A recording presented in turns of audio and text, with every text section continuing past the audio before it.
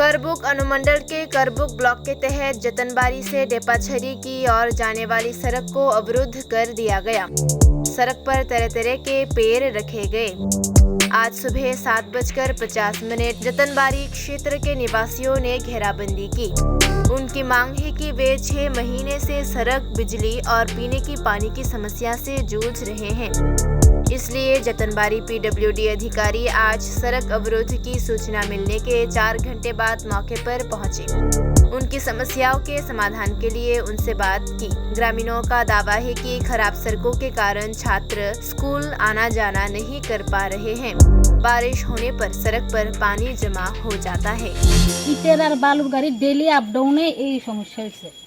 Daily up down করে ইটের গাড়ি, বালুর গাড়ি। এই পাইপ লাইনও লিক আছে, এর থেকে জল বেয়ে যায় পুরো রাস্তা এই মানে বড় বড় একদম পুকুরের মতো হয়ে গেছে। আপনারা কি কোনো সময় কি আপনারা কোনো নেতা বা বিজেপির কোনো রাস্তা সংস্কারের দাবি করেছিলেন? হ্যাঁ হ্যাঁ। তারা পরবর্তী সময় কি বলেছে? করবো কিন্তু ঠিক মতো হয়েছে না। করছে মানে করছে একবার, কিন্তু ঠিক মতো হয়েছে না।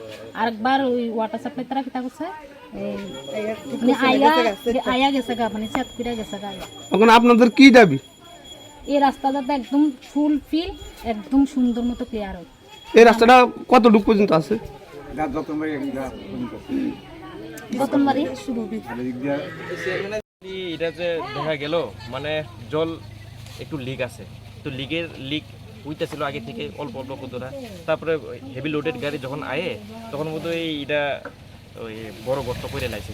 তো এই কারণে এলাকাবাসীর বিক্ষোভ যে এখান দিয়ে বড় বড় বালুর গাড়ি যাচ্ছে, ইটের গাড়ি যাচ্ছে, এটা নিয়ে দেখছি না, যাই বোধ হয় আমি এটা বলতে পারবো। তো আগামী দিনে কি আশ্বাস দিয়েছেন তাদেরকে? আশ্বাস বলতে জলের ওই পাইপলাইনটা কালকে ঠিক করে দিয়ে দিব, লিকটা ঠিক করে দিয়ে দিব। তারপর আমরা ব্যাচ দিয়ে সেটা আপাতত একটা রাস্তা চলার মতো অবস্থা করে দিয়ে দেবো।